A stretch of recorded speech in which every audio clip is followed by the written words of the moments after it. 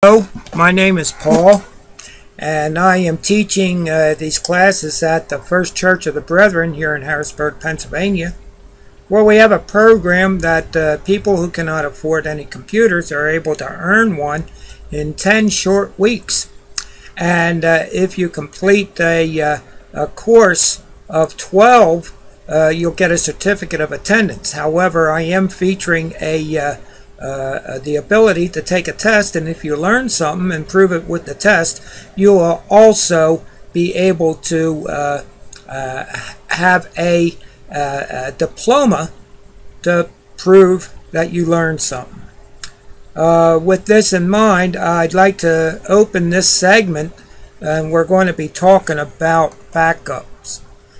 Making a backup on your computer is not done by very many people, and if you make a backup of what your system has on it, if there is any threat of anything lost on it, you'll have a way of recovery.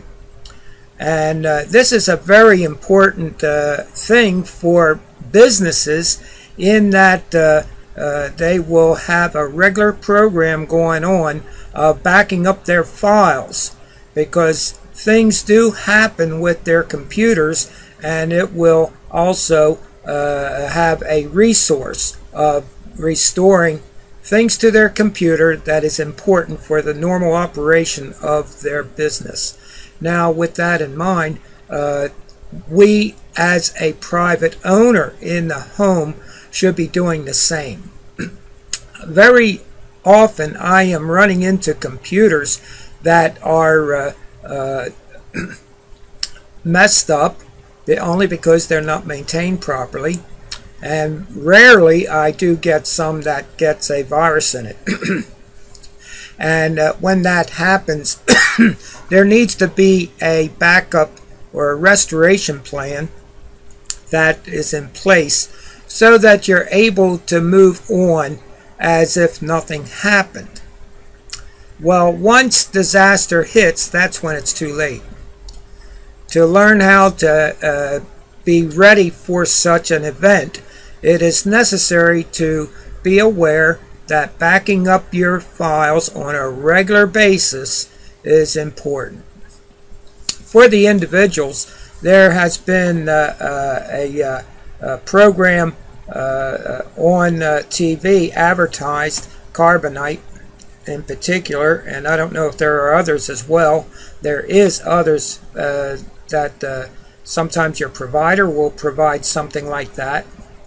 But what happens is they will come on your computer and back up your personal files for you on their system. Now, this might be a reliable plan. However, I'd like to remind you that I deal with a lot of people that has had access to the web, but then because of finances getting tighter and tighter, they have to give up that access.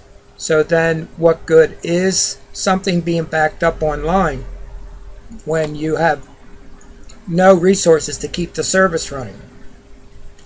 Well, this section is about you creating your own backups on a regular basis and having it stored off of your computer and being able to restore them in the event of an emergency. So let's talk about that.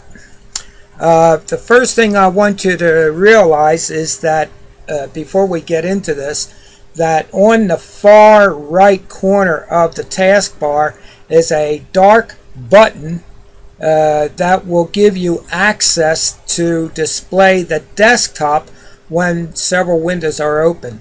It'll put everything down on the taskbar and give you full access to what is the desktop and see all the main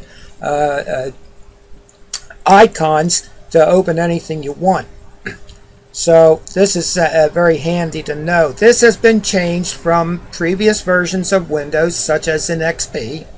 And to have this capability before, it had to be on the right side next to the Start button with an activation of a quick launch menu and being able to do the same thing. Well, this button now is available to you anytime you want to use it.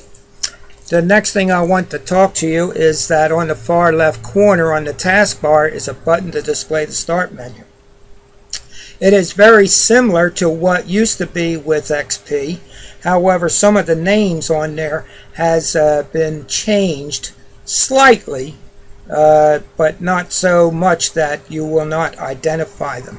What we want to do is click on that start button, and once you bring it up, we're going to type in the search bar. There's a search bar there now that is new to Windows 7, and you'll start typing in the word backup, and as you do, you'll be able to see a list populate on the top of it, and you'll be able to see backup and restore on the list.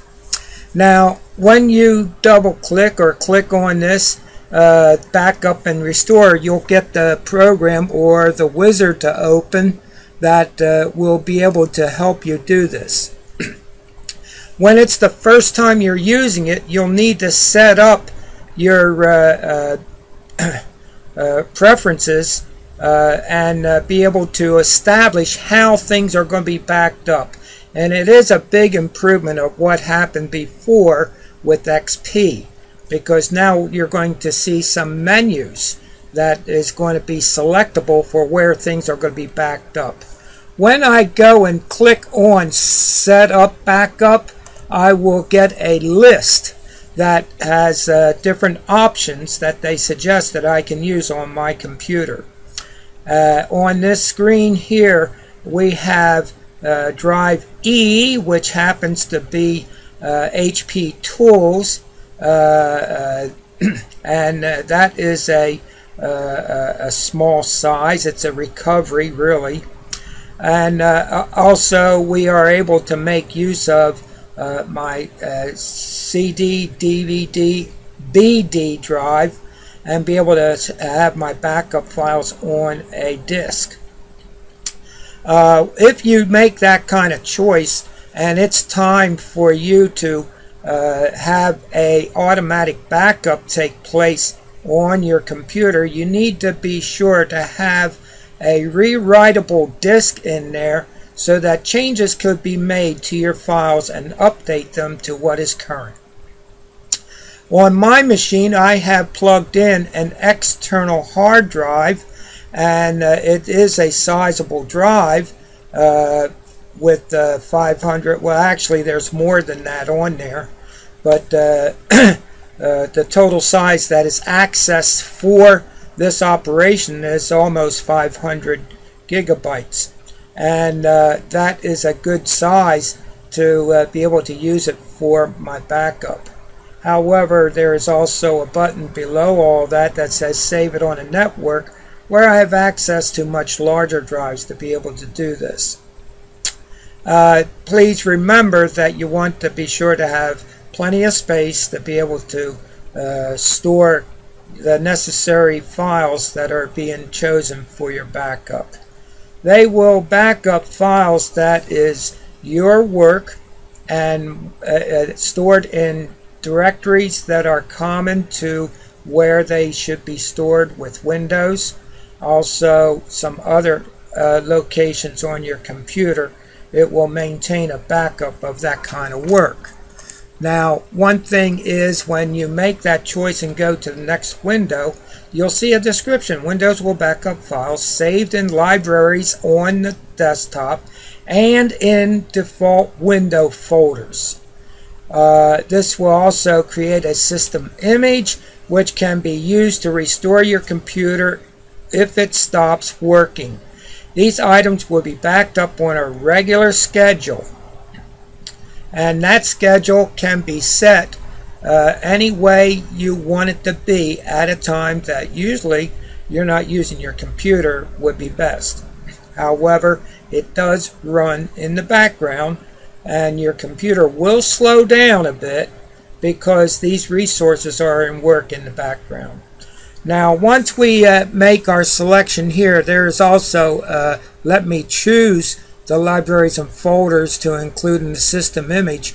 In other words, you can create your own directories and include them to be there as well.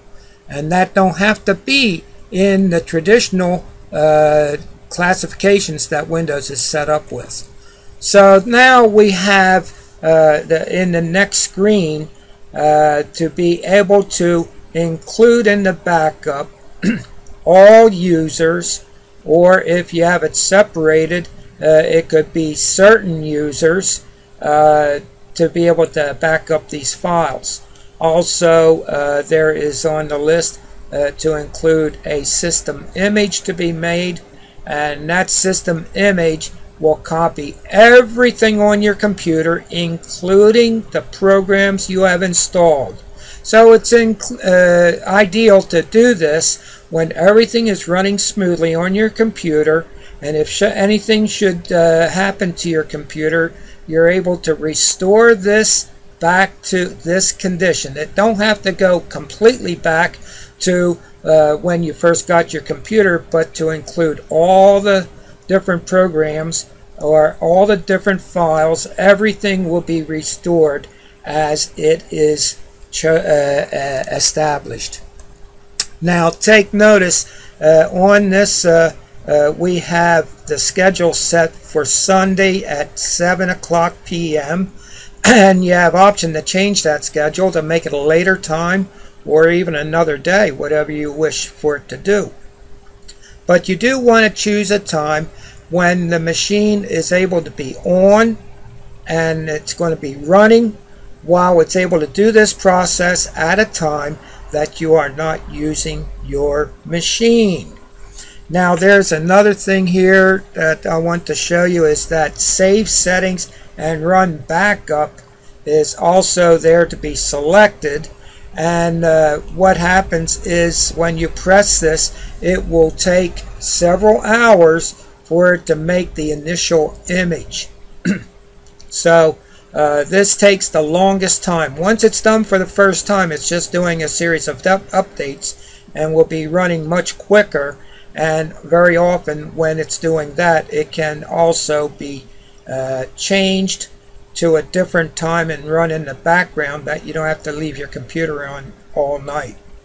If you are not sure of what you're doing, if you really don't want your computer to be tied up at this time, you can always press the cancel button. So this is how Windows 7 will back up your files and be able to have them in a safe place, that when something goes wrong with your computer, you are able to restore everything that you have, that you don't have to worry about losing your personal information. With the image that it creates on a disk, it will also restore all the programs that you have installed. Very often you can have restoration of Windows completely to start over as a brand new computer, but then you lost all of your personal files, you lost all of the added programs that you had installed on there, and with the image that was saved, it will be able to restore everything to that condition. So it's a good idea to plan ahead and be able to have a way of restoring your computer when disaster hits. We never know when we're going to get a virus. We never know when different configurations might become corrupt only because of the operation of how some kind of file is trying to interrupt something that is normally running that is coming from the web. So this is Paul Jones and I hope you got something out of this. But it pays to plan ahead and be ready for when things start to happen. We do have our classes at the First Church of the Brethren, and I ask you to go to the next segment that you can learn more about how to use the trash can and be able to delete files from your C drive and be able to restore them when you make a mistake throwing something away you didn't mean. So that is the next thing I'd like to cover in this segment, that you're able to learn how to back up your system, back up your files, remove unwanted files, and be able to restore them from any location. So I encourage you to go to the next step. Thank you, and catch you next time.